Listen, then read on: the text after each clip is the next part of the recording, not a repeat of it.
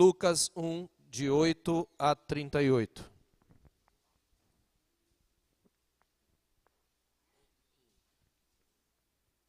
Diz assim a palavra do Senhor, mesmo assentados, porém reverentes, nós leremos.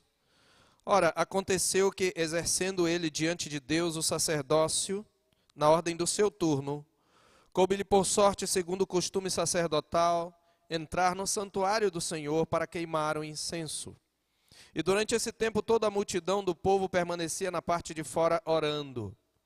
E eis que lhe apareceu um anjo do Senhor em pé à direita do altar do incenso.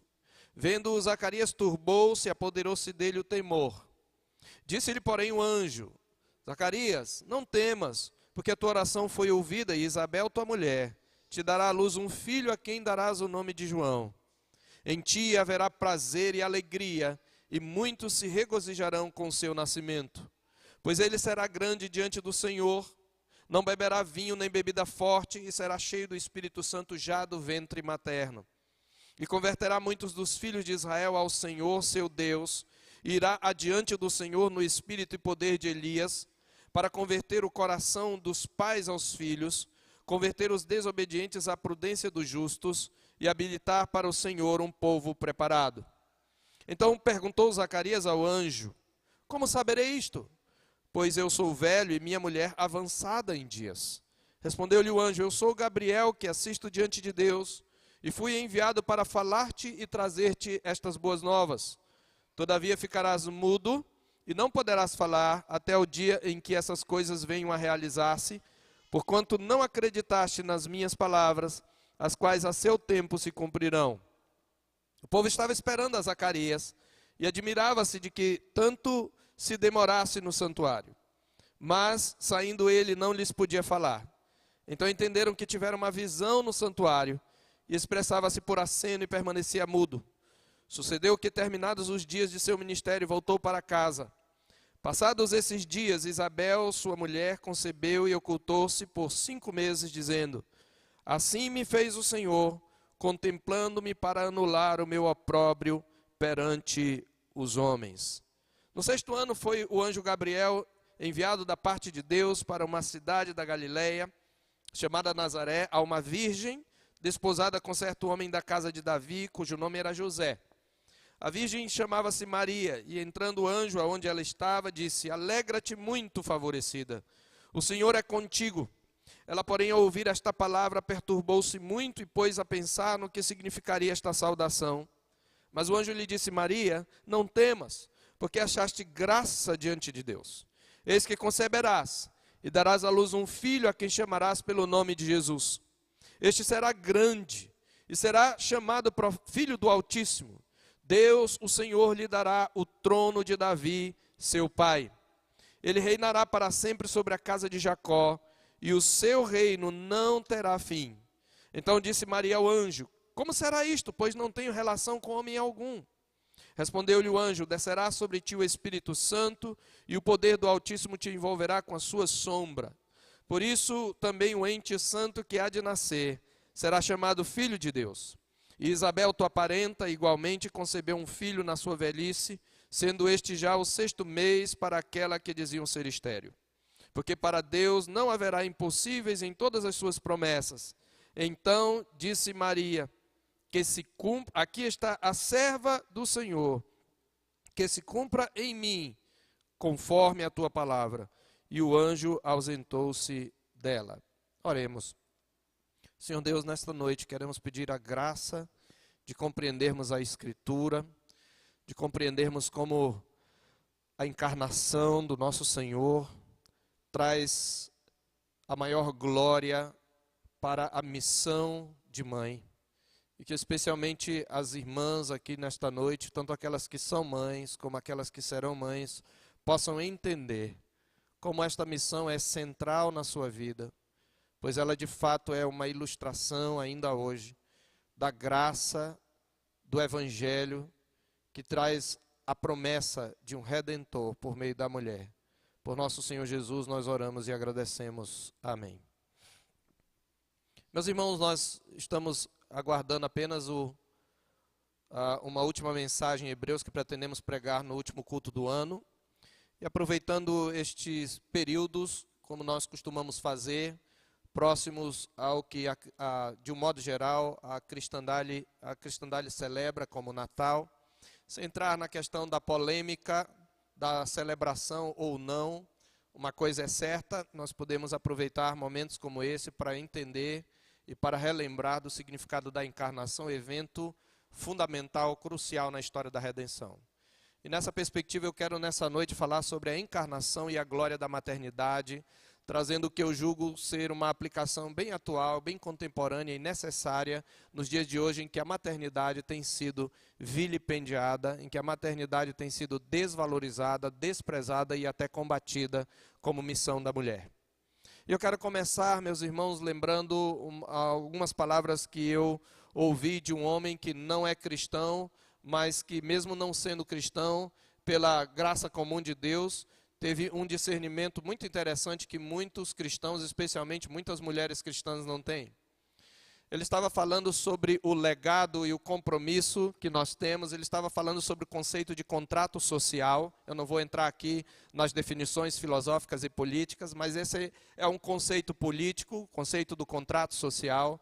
E ele estava falando que os antigos, as gerações anteriores, pensavam em contrato social como um contrato de convivência que inclui não só aqueles que estão vivos no presente, mas os ancestrais, um compromisso com os valores que os ancestrais nos legaram e também um compromisso com a geração vindoura a quem nós deixaremos nosso legado.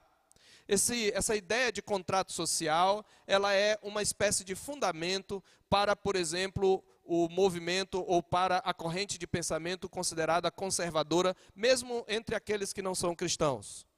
Esse contrato social é um contrato que nós temos de manter valores, de preservar valores dos nossos ancestrais e de passar um legado para a geração vindoura. E este filósofo, que é Luiz Felipe Pondé, ele ressalta que a geração atual, ela fez uma redefinição de contrato social, onde ela tem excluído tanto as gerações anteriores como a geração vindoura.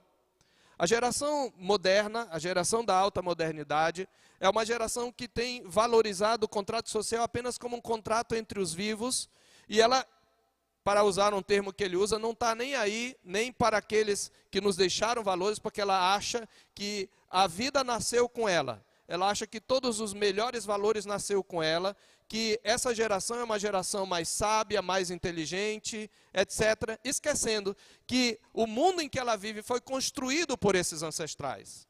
E ela também esquece que vai ter filhos e hoje não se tem a visão de um legado para se deixar aos filhos. E eu estou trazendo essa visão que Luiz Felipe Pondé nos traz em um vídeo. Isso está em um vídeo na internet, que ele diz que um dos grandes sinais da falta de compromisso, veja bem, é um homem que não é crente, inclusive ele é agnóstico, né, daqueles que diz que não tem como provar se Deus existe ou não, e ele diz que não é cristão, mas ele diz que um dos grandes sinais da falta de compromisso da geração presente com a geração vindoura é exatamente uma desvalorização e uma queda da valorização da maternidade. Ele claramente mostra que essa tendência da mulher de não querer mais ter filhos e de pensar mais na carreira é um sinal da falta de uma visão para o futuro. Eu estou falando de uma pessoa que não é crente e surpreende-me que mulheres que se dizem cristãs tenham engolido esta mensagem do feminismo, de que sua carreira é mais importante do que a maternidade e, inclusive, com a aceitação de doutrinas ou de princípios como, por exemplo, o do aborto. E é pensando nisso que eu quero falar um pouquinho sobre a encarnação e sobre a glória da maternidade, mostrando como na encarnação, na verdade, em Cristo, essa missão da mulher como mãe, ela manifesta a glória do Evangelho. Você sabe, Cristo é a chave de interpretação, não só das Escrituras, mas de toda a vida. Tudo o que nós fazemos e somos é centralizado em Cristo.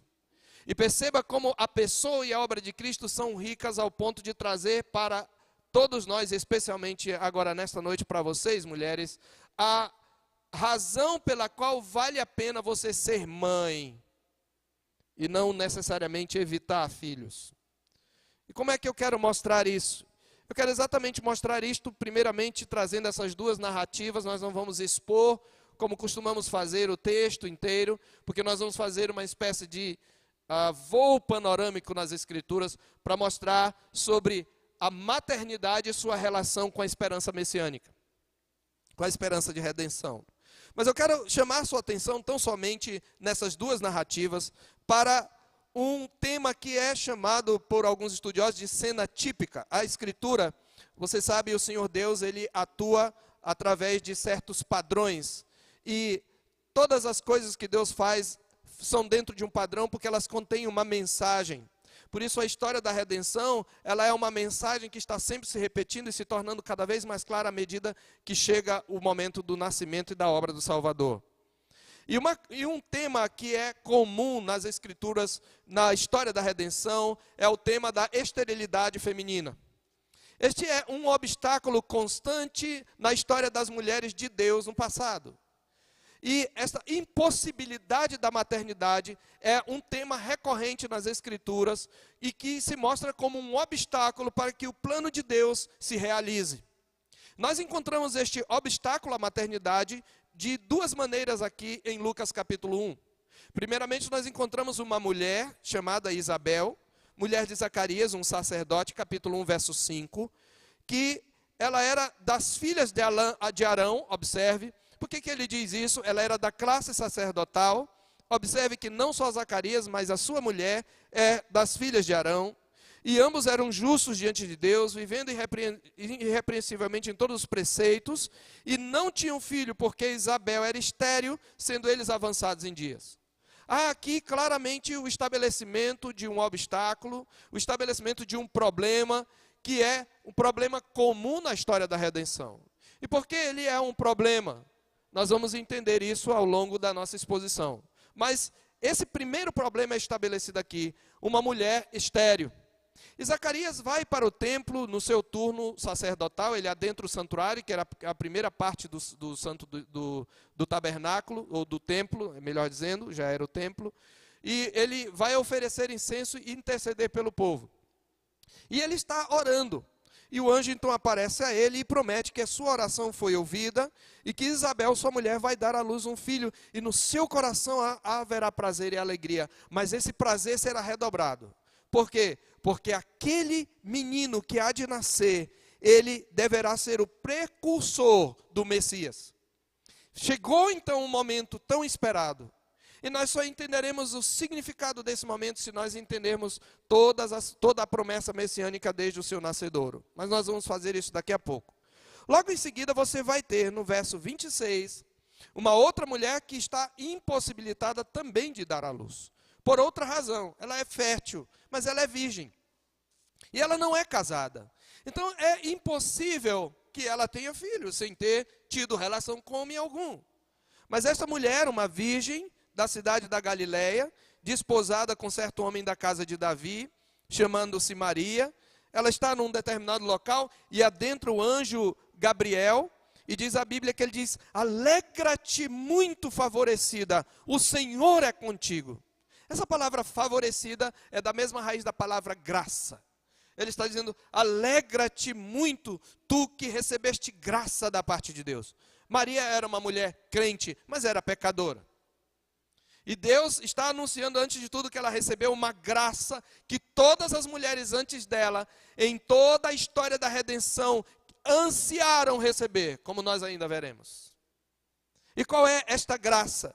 Ela nem entendia. Ela ficou perturbada, diz o verso 29, e se pôs a pensar no que significaria essa saudação. E o anjo então explica: não, Maria, não temas, porque achaste graça, mais uma vez, isso é uma graça que você está recebendo, é um favor imerecido da parte de Deus. Eis que conceberás e darás à luz um filho, a quem chamarás pelo nome de Jesus. Ele será grande, será filho do Altíssimo. Deus, o Senhor, lhe dará o trono de Davi, seu pai. É um anúncio do Messias. Ele reinará para sempre sobre a casa de Jacó, e o seu reinado não terá fim. E Maria pergunta: mas eu não tenho relação com homem algum. Como será isto? Então ele explica: a sua concepção será especial, Maria. O Espírito Santo descerá sobre ti, e o poder do Altíssimo te envolverá com a sua sombra. Ele vai fecundar um óvulo dentro de ti. E é por isso que o ente que vai nascer, mesmo sendo homem, também é filho do Altíssimo. Ele é verdadeiramente Deus. Não poderia aquele que deu ao homem o poder de fecundar a sua mulher, ele mesmo que criou a mulher, fecundá-la? Sem dúvida que sim. E foi isso que Deus fez. E Maria, como uma mulher crente, diz: aqui está a serva do Senhor, a escrava do Senhor, que se cumpre em mim conforme a sua palavra. Meus irmãos, para nós entendermos a grandiosidade desse momento e como ele dignifica a missão de mãe como a principal, irmãs, prestem atenção, como a principal missão da mulher, diante da qual todas as outras devem ser consideradas secundárias.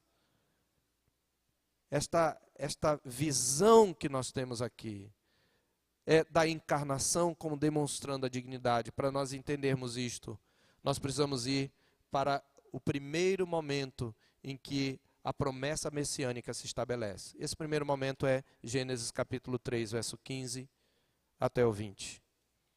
Então eu quero começar tratando aqui da glória da maternidade, primeiramente falando da queda e da promessa messiânica. Depois eu quero falar sobre as filhas de Eva e a esperança messiânica. E em terceiro lugar, então, eu vou falar de Maria e o cumprimento da promessa messiânica na glória e a glória da maternidade. Então, a queda e a primeira promessa messiânica. Você lembra, nós não vamos tratar de toda a queda, mas Adão e Eva caíram. Você sabe, quem comeu do fruto foi Eva. Não é uma versão mítica de uma sociedade machista, é de fato a palavra de Deus relatando os fatos. A mulher ouve a voz da serpente, a mulher toma a dianteira. Aliás, quando a serpente fala à mulher e não ao homem, ela já está invertendo os papéis, ela já está propondo uma subversão das funções na família, porque o homem era o cabeça, e ela não fala com o homem, ela fala com a mulher. E a Bíblia diz que vendo a mulher que a árvore era boa, era agradável aos olhos, boa para dar conhecimento, para dar entendimento, ela tomou do fruto e deu ao marido, e no texto original diz que estava com ela, e ele também comeu. Não fica claro no texto, eu preciso dizer isto, que Adão ouviu a voz da serpente. Mas Adão estava lá e viu Eva pelo menos pegar o fruto lá da árvore. Por que eu estou dizendo isso? Porque no capítulo 3, verso 17, a repreensão de Deus não é de que Adão, não inclui a ideia de que Adão, a menção de que Adão ouviu a voz da serpente. O pecado de Adão foi ouvir a voz da sua mulher. Foi ser comandado pela sua mulher. E a palavra de Deus, então, mostra que abriram-se os olhos de ambos, você já lembra disso, e eles acabam costurando folhas de figueira, fazem cintas para si, que mostra uma tentativa patética de cobrir o que não dá para cobrir. Eles cobriram só o que parecia interessar, mas com folhas, coisa que seca, que cai, que se quebra. E o Senhor Deus, então, aparece, e o Senhor Deus, então, faz a pergunta que nós já conhecemos a Adão: onde estás? Ele diz: ouvi tua voz no jardim porque eu estava nu, eu me escondi, diz o verso 9, e o Senhor pergunta: quem te fez saber que estava nu?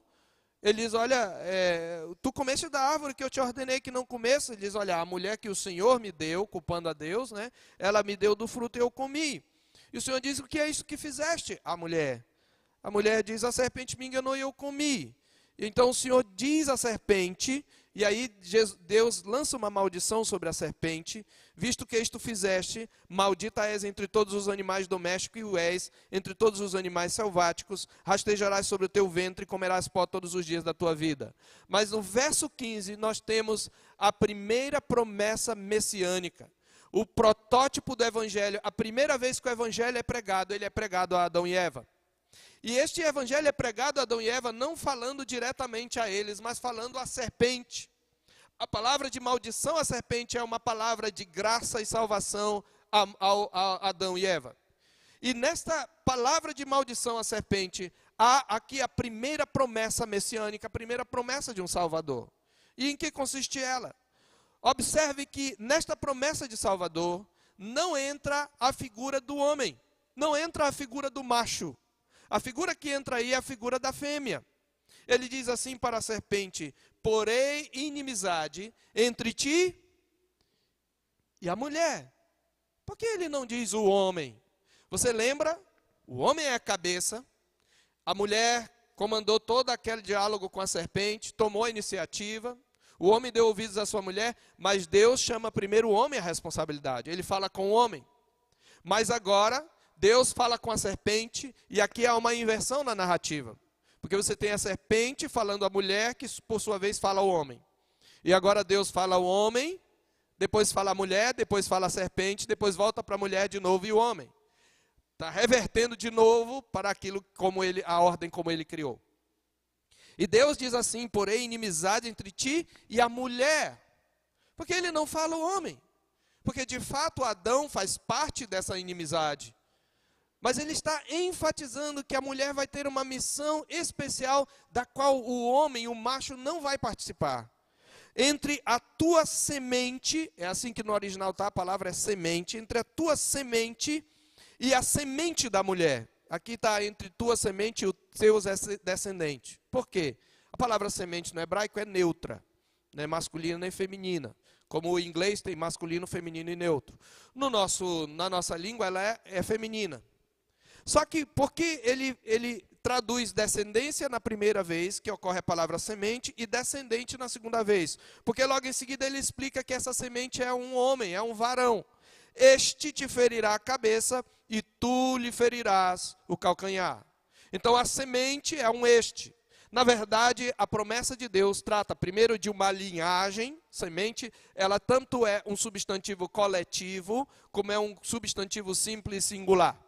Semente pode se referir a um descendente e pode se referir a toda uma descendência. De modo que o que o Senhor está dizendo aqui para a mulher, a partir de agora, haverá duas sementes no mundo. Haverá duas humanidades. Uma descendência, semente da serpente, semente maldita, a quem Deus reservou para trevas eternas. Uma outra é a semente bendita, semente da mulher. Observe, semente da serpente versus semente da mulher.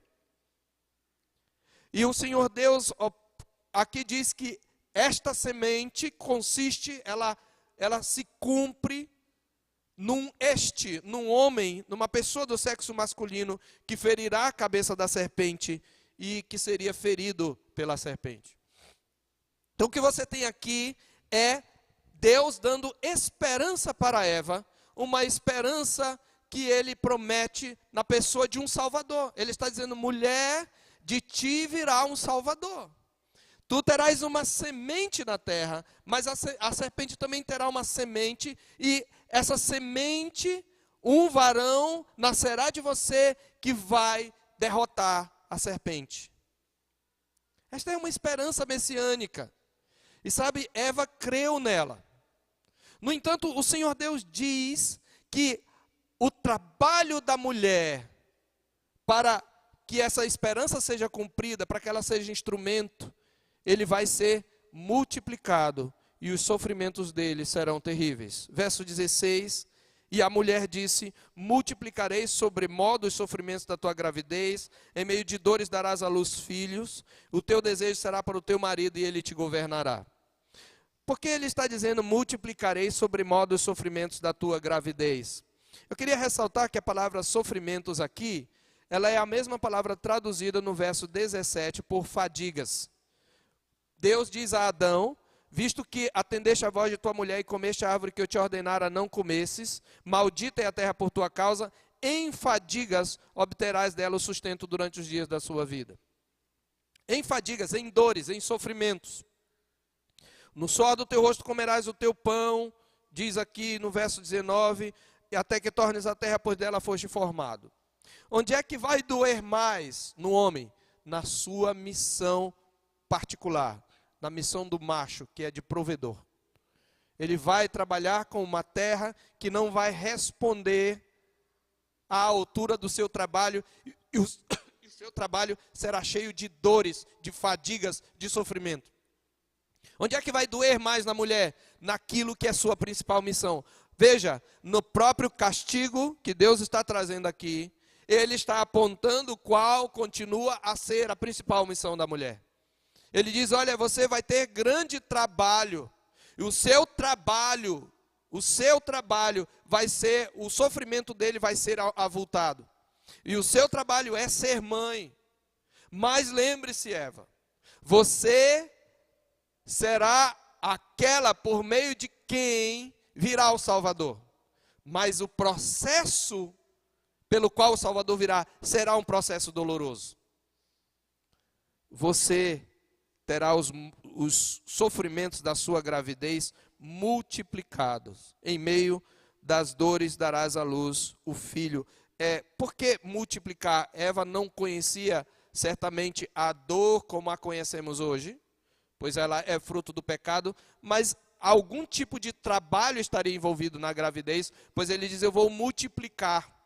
Então a ideia é mais ou menos isso, o trabalho que antes seria somente um prazer, vai ser algo que vai trazer angústia e sofrimento. E ele está falando não só, queridos, daquela dor do parto. Ele diz, eu vou multiplicar o sofrimento da tua gravidez. Isso dá 9 meses. Agora, em meio de dores darás à luz. Mas toda a gravidez vai ser um trabalho doloroso e angustiante. Mas você vai engravidar. E a Adão, ele dá também algo semelhante, mas Adão não pode ter filhos, não pode gerar, não pode conceber filhos. Ele pode semear filhos, mas ele não pode conceber nem trazer no seu ventre. Mas é no trabalho, na provisão, que Adão recebe a maldição.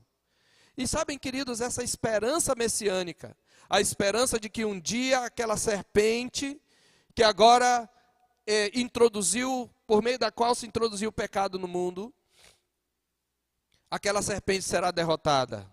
E a mulher tem um papel importante. Ela será mãe daquele que há de salvar. E essa promessa, essa primeira promessa messiânica, a gente vê tanto, eu quero mostrar aqui a esperança de Eva declarada e a esperança de Eva renovada. Eva crê no Evangelho. Eva foi salva, meus irmãos, pelo Evangelho, e Adão também. Como é que nós sabemos disso? No capítulo, sobre Adão, capítulo 4, no verso 20. Logo depois da palavra de juízo sobre Adão, no suor do rosto comerás o pão, até que tornes a terra, pois dela foste formado, porque tu és pó e ao pó tornarás. Deus termina essa palavra com a palavra de morte. Apesar dessa palavra de morte, Adão entende o que está nas entrelinhas daquilo que Deus fala como juízo. Que mesmo com tudo isso, ele entende que haverá morte, mas um dia alguém, descendente da mulher, semente da mulher, vai vencer a Satanás. E por isso, observe o verso 20, ele deu o nome de Eva à sua mulher. Ela não tinha ainda esse nome, ele a tinha chamado de mulher apenas, Ishá. Ela se chamará Ishá, porque do Ish foi tomada, ou no capítulo 2, verso 23, varoa, porque do varão foi tomada. Mas agora ele dá um novo nome. E o que significa Eva? A palavra Eva significa vida. É interessante porque Deus acabara de falar sobre morte. Tu és pó e ao pó tornarás. Veja bem, Adão está se vendo como alguém que vai virar pó.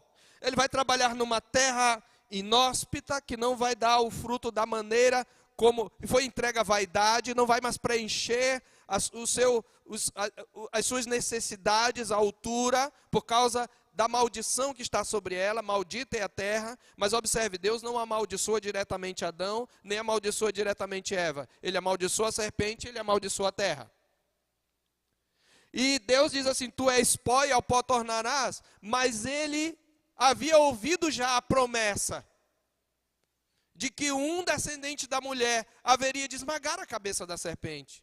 Então ele, mesmo tendo a sentença de morte sobre ele, ele olha para a mulher e diz, bom, olhando para mim eu vejo morte, mas olhando para ela eu vejo vida.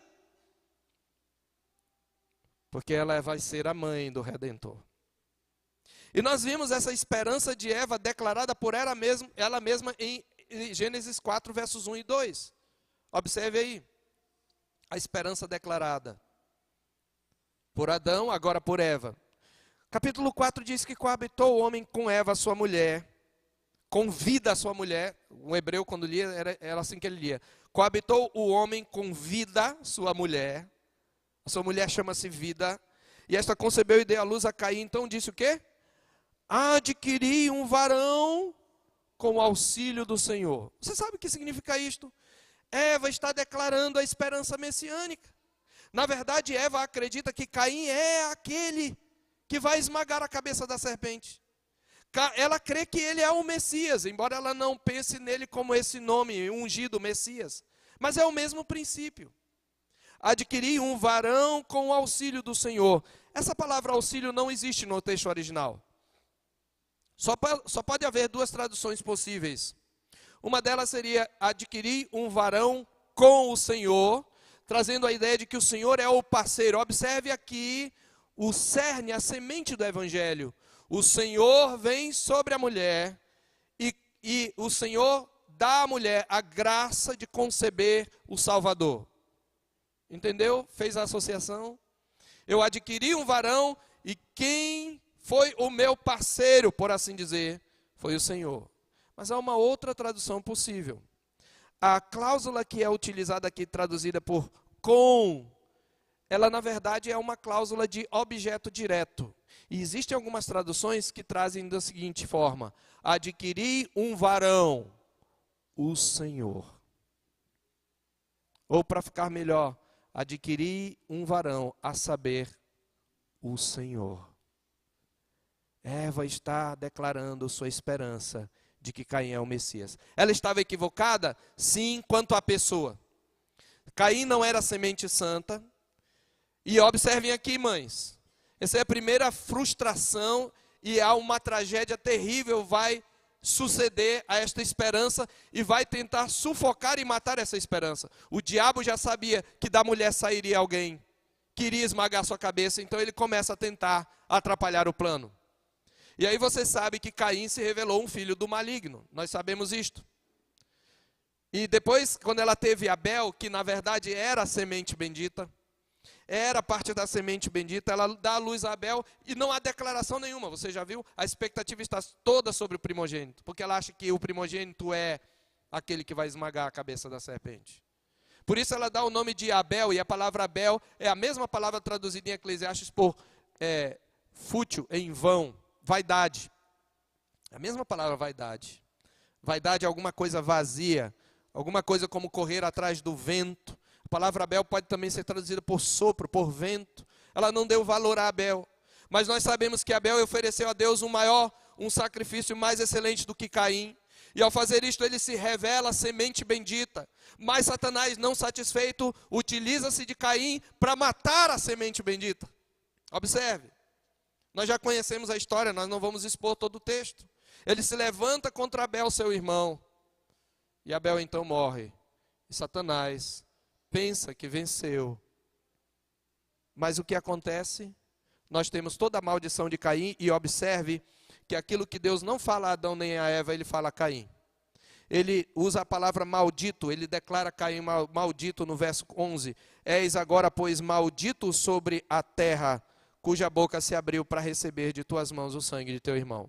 A mesma palavra maldito que ele utilizou para a serpente, maldita és entre todos os animais domésticos e selvagens, no verso 14.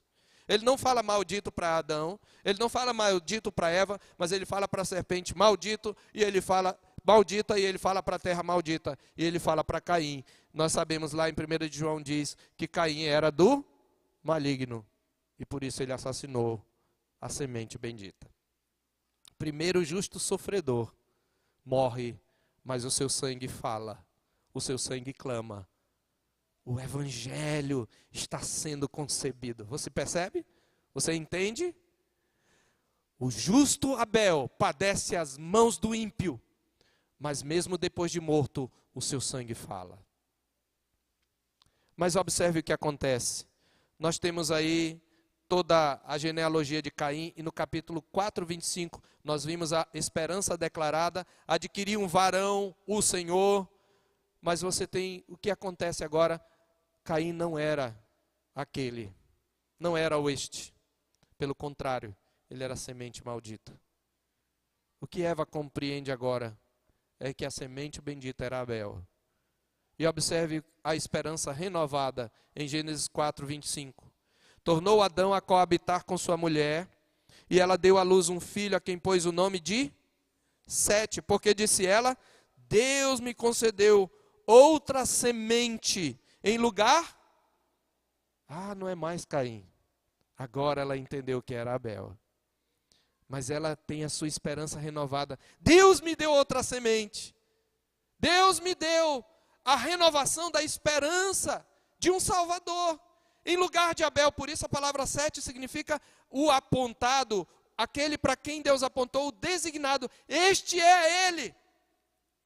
Mas sabemos, Sete ainda não era ele, mas era parte da linhagem de onde ele viria. Por isso, na genealogia de Adão, o Senhor Deus começa essa genealogia com Sete.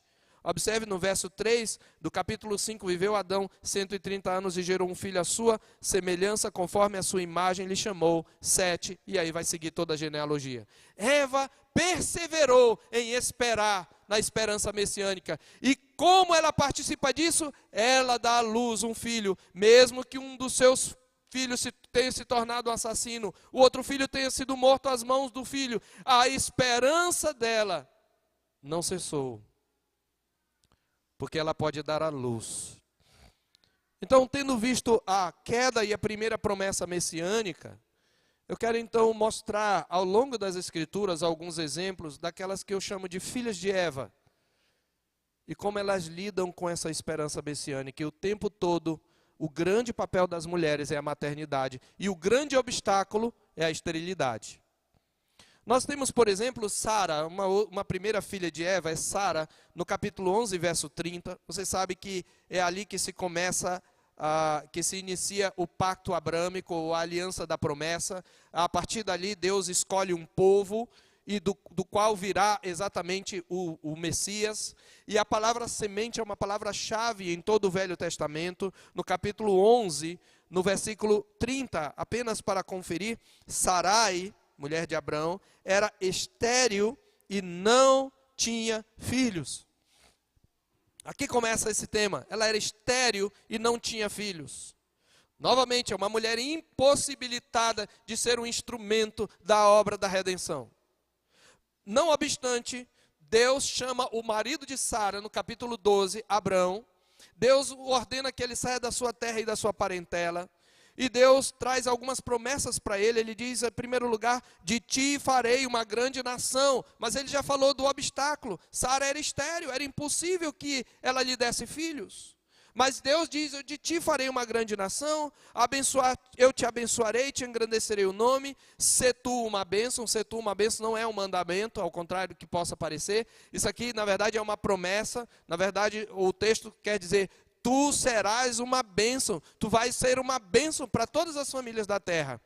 Em ti serão benditas todas as famílias da terra. E no verso 7, quando Abrão sai da sua parentela, chega até a terra dos cananeus, o Senhor diz, darei a tua semente, a mesma palavra usada lá em Gênesis 3,15, esta terra.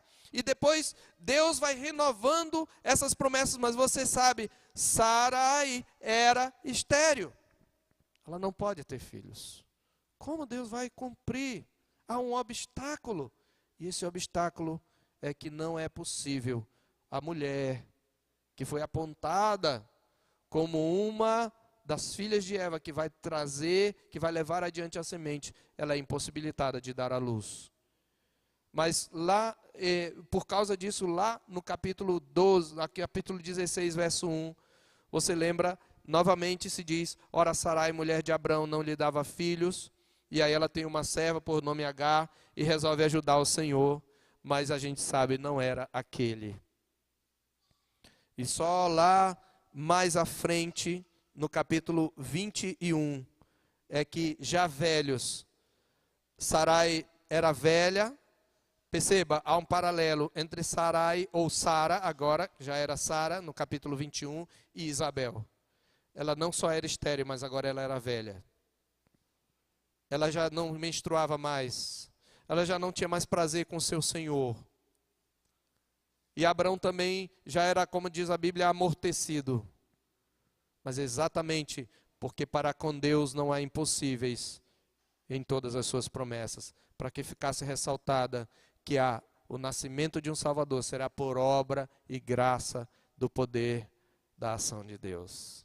E a Bíblia diz que nasce um filho, e ela chama Isaque. Isaque significa riso, ou pode ser até risada. Ela diz, Deus me deu motivo de riso. A palavra riso é uma ironia constante na narrativa de Abraão, porque quando Sara ouviu atrás da tenda, no capítulo 18, que ela teria um filho, ela começa a rir, eu vou ter prazer com meu Senhor. Aliás, aqui uma observação, quem acha que as mulheres antigas não tinham prazer, eram só poedeiras, é só você ler Mateus 18, ela diz consigo mesmo, será que depois de velha, eu vou ter, no verso 12, eu terei ainda prazer? Ela tinha prazer. Na sociedade patriarcal, as mulheres tinham prazer.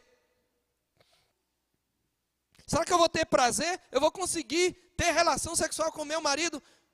Eu já estou velha. E ela ri. E o Senhor diz, olha, por causa disso o nome do teu filho vai ser risada, ou riso. A gente usa o termo mais poético, né? Sorriso, mas é uma risada mesmo. Só que quando nasce Isaac, ela diz, Deus me deu motivo de riso, mas não é mais um riso de piada, não é um riso de chacota, é um riso de alegria. E como é que Deus reacende a esperança messiânica? Através da maternidade. Não foi através de um homem, foi através do ventre de uma mulher, porque só a mulher Deus deu essa capacidade, Deus não nos deu essa capacidade. E aí você vai ver outra filha de Eva, que é Rebeca, no capítulo 25 de Gênesis. Dos versículos 19 a 26, o mesmo obstáculo. São essas as gerações de Isaque, filho de Abraão. Abraão gerou a Isaque. E era Isaque de 40 anos quando tomou por esposa Rebeca, filho de Betuel, o arameu de Padã Arã, e irmã de Labão, o arameu. Isaque orou ao Senhor por sua mulher, porque ela era estéril. Novamente, filho da promessa e uma mulher estéril. Por que Deus está colocando isso, irmãs? Porque Ele está ressaltando como a maternidade vai ser importante para o nascimento do Salvador. E Ele está dizendo que ela era estéril, Ele orou, e o Senhor lhe ouviu as orações, e Rebeca, sua mulher, concebeu. Observe, no verso 24. Ou melhor, no verso 26, depois nasceu o irmão, segurava a mão o calcanhar de Esaú, por isso lhe chamou Jacó. Era Isaque de 60 anos, quando Rebeca lhes deu a luz. Veja o verso 20, quando Isaque tomou por esposa a Rebeca, ele tinha 40 anos. Quando ele teve filho, quando ela concebeu, ele tinha 60. Quantos anos ele orou? 20 anos. Senhor, há uma promessa. Abraão tinha falado para ele, olha filho, Deus me disse que em mim, na minha semente, serão benditas todas as famílias da terra. As famílias da terra serão abençoadas com a mesma bênção que Deus me abençoou. Há uma promessa, filho, de nós sermos bênção para todas as nações da terra, e virá de você essa semente. E Isaac creu nisso, mas ele mesmo não podia conceber. Então ele disse, Senhor, dá à minha mulher o poder da concepção, por causa da promessa da semente. Que certamente Isaac conhecia de Gênesis 3,15. E aí a gente sabe, havia duas nações, essas duas nações iam lutar entre si, o mais velho serviria ao mais moço, etc. Depois nós vimos uma outra filha de Sara, ou filha de Eva, que é Raquel, no capítulo 29 de Gênesis. Ela é uma das mulheres pelas quais Deus edifica a casa de Israel. Então vão nascer os 12 filhos de Jacó, dos quais virão as 12 tribos de Israel. E no verso 29, verso 30 diz, capítulo 29, verso 30. Verso 31, vendo o Senhor que lhe era desprezada a fê-la fecunda, ao passo que Raquel era estéril. E aí as duas mulheres entram numa disputa. Essa disputa é pecaminosa, Mas Deus é tão sábio e tão gracioso, que mesmo não sendo autor do pecado, ele se utiliza dessa disputa para edificar as 12 tribos de Israel. Toda a narrativa aqui no capítulo 26 é uma geração de filhos em ritmo ofegante. Se você pensa que a maternidade coloca a mulher num papel secundário, olha o que Jacó é aqui. Jacó é um joguete nas mãos das mulheres, elas até alugam, né? Lia aluga Jacó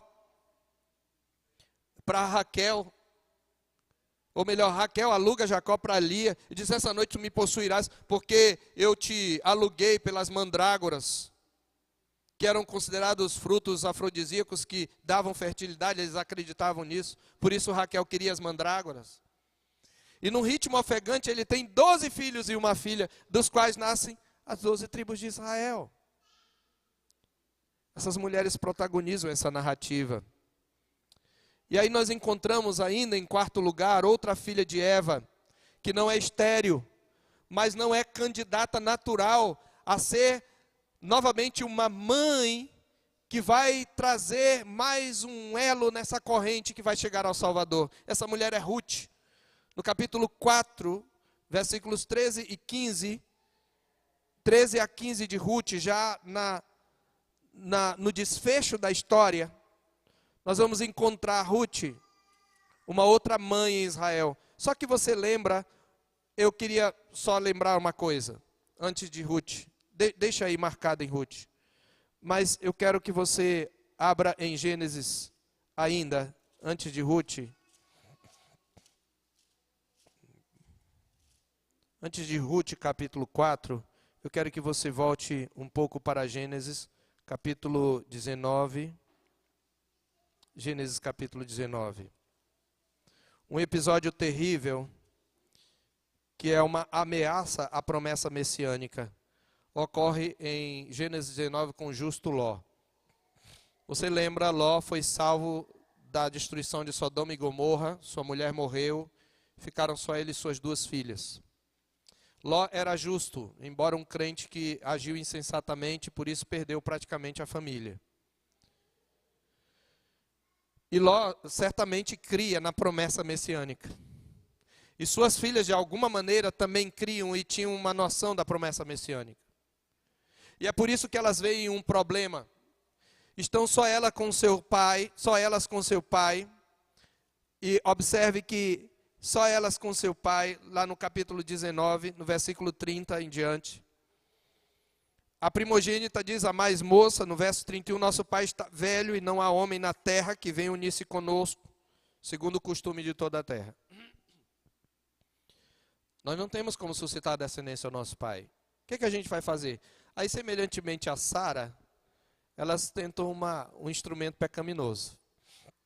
Vamos fazer o seguinte, vamos nos deitar com o nosso pai. E é uma cena terrível.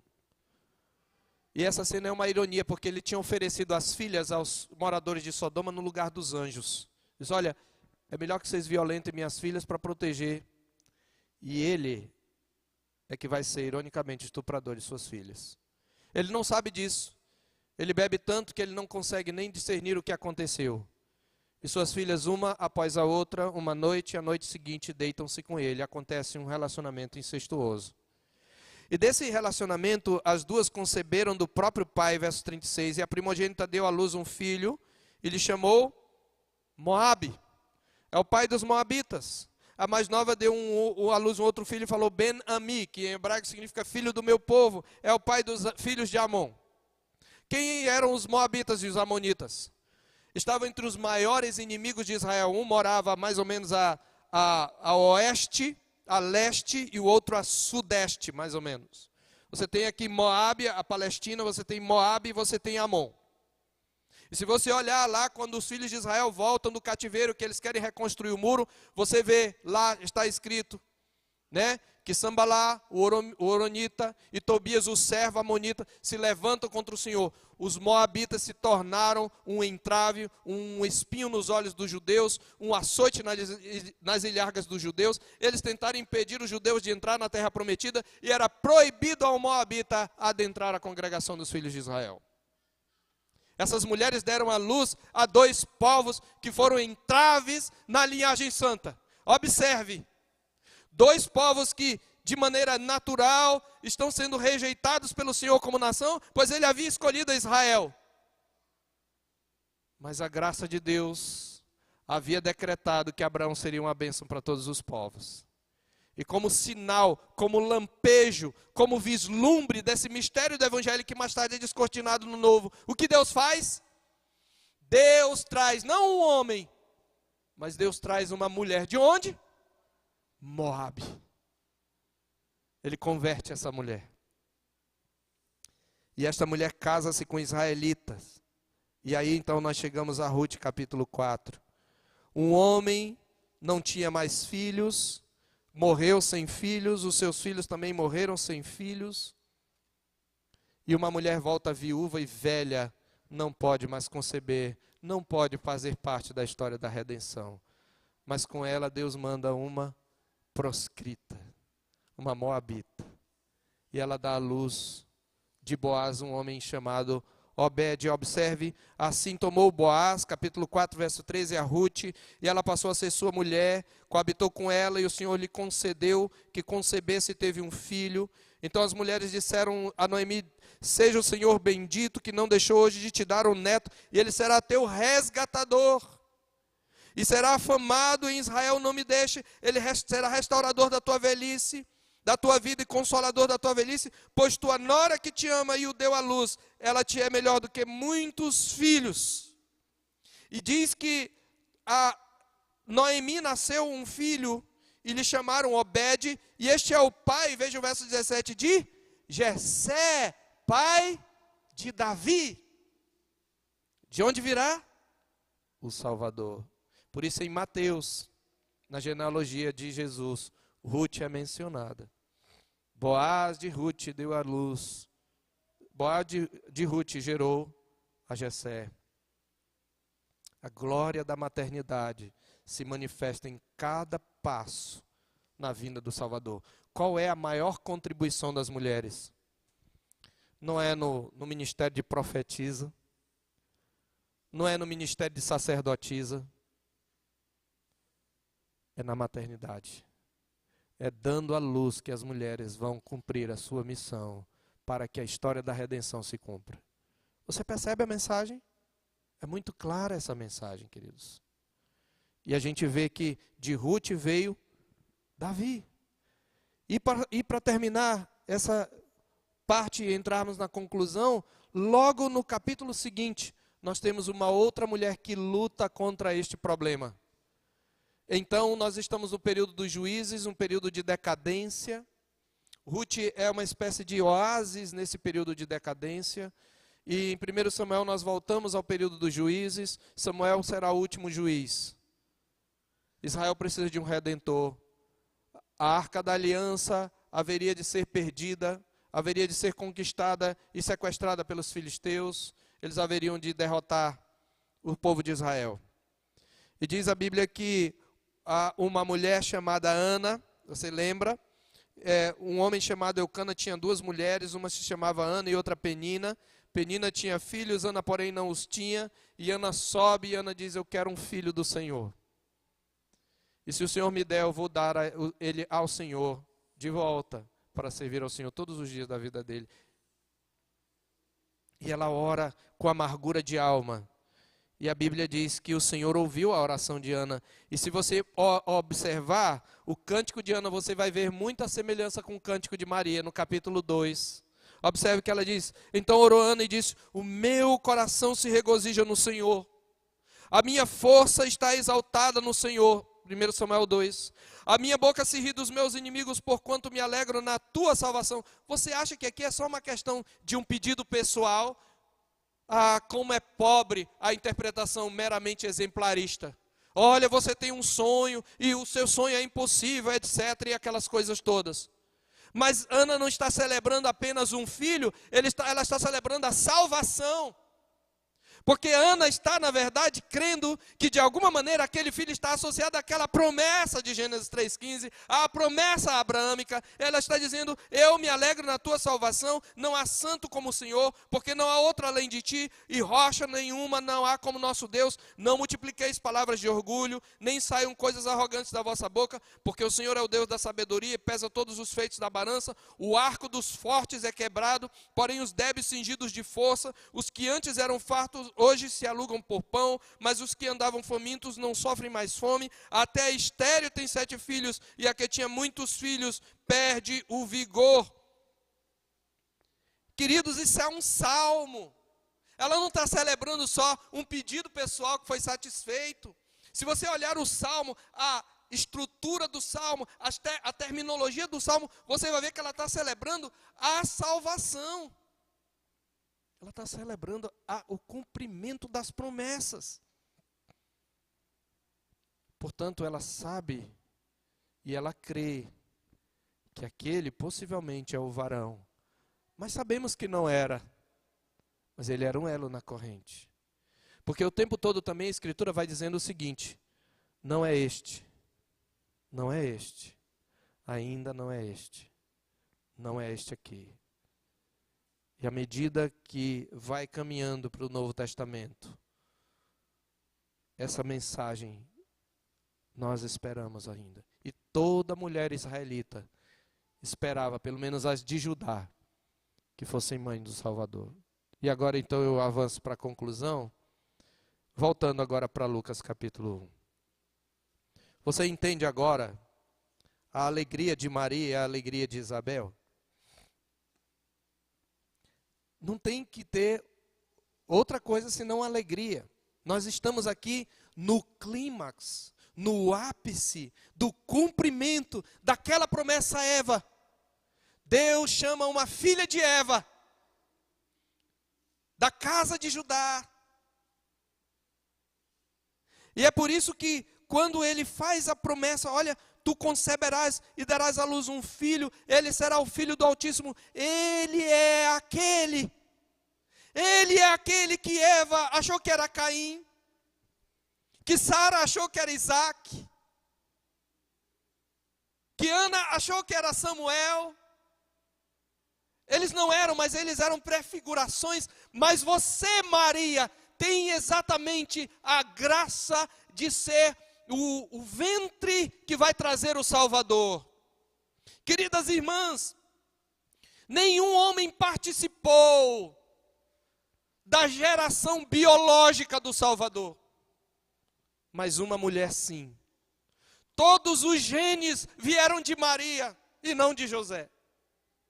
E Maria tinha todo o aparato para carregá-lo no ventre. Pelo cordão umbilical ela o alimentou, ela amamentou. E a glória dela não está nela. Ela recebeu graça. 2 vezes ele diz: tu és favorecida, tu achaste graça. E Maria então, por isso é que ela canta um cântico semelhante ao de Ana, e é um salmo, verso 46. A minha alma engrandece ao Senhor, e o meu espírito se alegrou em Deus, meu Salvador, porque contemplou na humildade da sua serva, pois desde agora todas as gerações, aquelas gerações que por anos esperavam, tiveram sua esperança de alguma maneira obscurecida, todas as gerações me considerarão bem-aventurada. Eu recebi a bênção de ter em meu ventre o cumprimento daquela promessa. Eu estou trazendo no meu ventre aquele que vai esmagar a cabeça da serpente, aquele que vai me salvar. Porque o poderoso me fez grandes coisas, santo é o seu nome, a sua misericórdia vai de geração em geração sobre os que o temem. Observe a linguagem redentiva aqui. Agiu com seu braço valorosamente, dispersou os que no coração alimentavam pensamentos soberbos, derribou do seu trono os poderosos e exaltou os humildes, encheu de bens os famintos, despediu vazios os ricos, amparou Israel seu servo, a fim de lembrar-se da sua misericórdia. A favor de quem? De Abraão e de sua semente para sempre. Que alegria, meus irmãos. Enfim, Satanás não pôde prevalecer. Satanás tentou matar o tempo todo, em cada geração, a santa semente. Mas Deus, demonstrando o seu poder, vai até uma virgem, fecunda o seu óvulo e dá a ela o poder de trazer o Salvador no ventre. E é por isso que ela louva a Deus. E é por isso que Zacarias louva a Deus. Eu quero concluir. Eu quero que você abra em 1 Timóteo 1, ou 2, versos 13 a 15. O apóstolo Paulo lá está falando de alguns preceitos para o culto. E entre esses preceitos, o apóstolo Paulo, o Senhor Deus, na Escritura, diz: e não permito que a mulher ensine, nem exerça autoridade de homem, ou em algumas traduções, autoridade do marido. Observe, não permito que a mulher, verso 12, ensine, nem exerça autoridade de homem, esteja, porém, em silêncio. Está falando aí no culto, na igreja, porque primeiro foi formado Adão, depois Eva. A precedência da criação estabelece uma ordem funcional. E não só isso, ele diz, e Adão não foi iludido, mas a mulher, sendo enganada, caiu em transgressão. Mas olha a palavra de esperança no verso 15. Todavia, será preservada através de quê? Observe que ele está falando de ministério. E ele fala de limitações ministeriais da mulher. Mas ele diz, mas ela será preservada. E a palavra preservada aqui, na verdade, é a palavra salva. Todavia será salva através, redimida através da maternidade. É assim que está no texto original. Se ela permanecer em fé, amor e santificação com bom senso. Quando que ele diz será salva pela maternidade? Porque foi pela maternidade que veio o Salvador. Aí você pode dizer, pastor, mas o Salvador já veio, então eu não devo esperar. O Salvador já veio, mas a semente santa continua. O crescer e multiplicai-vos continua. O ser bênção a todas as famílias da terra continua. Você acha que o mundo precisa de mais missionários? Você acha que o mundo precisa de mais pregadores do evangelho? Como eles virão? Apenas pregando o evangelho? Mulher, a sua missão principal é ter filhos. E isto não é humilhação. Querida, só vocês podem ter isso. Nós não tivemos participação nenhuma no nascimento do Salvador. A encarnação mostra quão gloriosa é a maternidade. Mas Satanás continua querendo fazer vocês acreditarem que a sua carreira é mais importante. Satanás continua a querer fazer-lhes acreditar que você é dona do seu corpo, que um filho no seu ventre pode ser assassinado. É por isso que as feministas são também abortistas.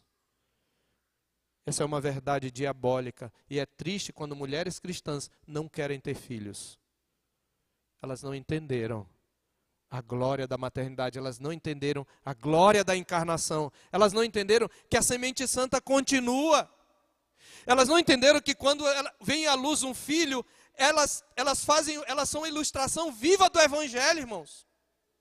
A Bíblia diz que pelo seu querer nós somos regenerados pela palavra da verdade. A palavra ali significa nós viemos à luz pela palavra da verdade. A própria pregação do evangelho e a conversão de almas, ela é vista na figura de uma concepção. Você lembra de Paulo aos Gálatas? Meus filhos, por quem de novo sofro as dores de parto até ser Cristo formado em vós. A Bíblia diz que a própria terra sofre dores de parto para trazer o novo mundo. Observe, a maternidade está enchendo toda a mensagem do evangelho. Então, quando você tem um filho, quando você o traz no seu ventre, não há forma melhor, e quando você o cria nos caminhos do Senhor, para você de maneira clara demonstrar, ilustrar, ser uma encarnação do evangelho. Por isso, mães, priorizem a maternidade. Ah, pastor, mas e se eu não for mãe? Você pode ainda exercitar o seu sentimento materno, sua missão materna. Quantas mulheres não são mães de seus sobrinhos, não é verdade? Quantas mulheres não são mães de seu irmão? Minha esposa ajudou a criar os irmãos. Quantas mulheres não são mães de filhos adotivos? Mas eu sei que a maioria de vocês recebeu a capacidade biológica para ser mãe. Então valorize a maternidade. E não deixe que o mundo, que Satanás venha destruir no seu coração a visão da glória da maternidade que nós vemos na pessoa, na obra do Filho de Deus que se encarnou. Vamos terminar este culto, vamos orar.